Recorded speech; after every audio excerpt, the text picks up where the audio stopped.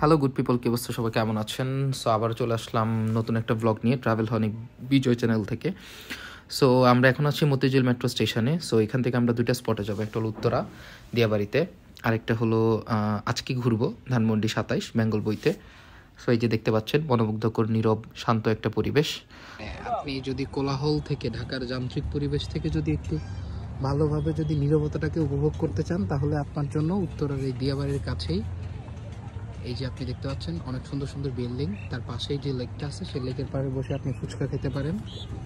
অনেক ভালো লাগতেছে, একটু পরপর পাখি ডাকতেছে, অনেক সুন্দর একটা পরিবেশ।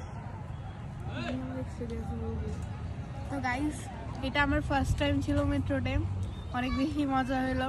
মেট্রোতে কখনো দেখি নাই, আজকে ফার্স্ট টাইম দেখলাম। গুড। সো এখন আমরা কায়াকিং করব, আমি এবং আমার ছোট বোন।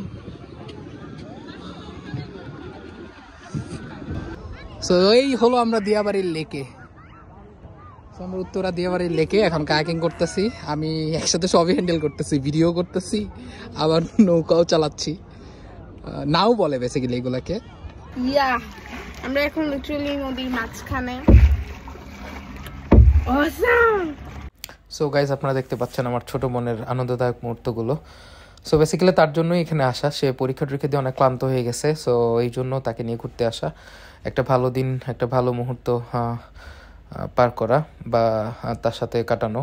সো এটাই ছিল আমার উদ্দেশ্য। তারপরে আমরা বেসিক্যালি ধানমন্ডি 27 বেঙ্গল বইতে চলে যাই, সেখানে অনেক বই টই আছে।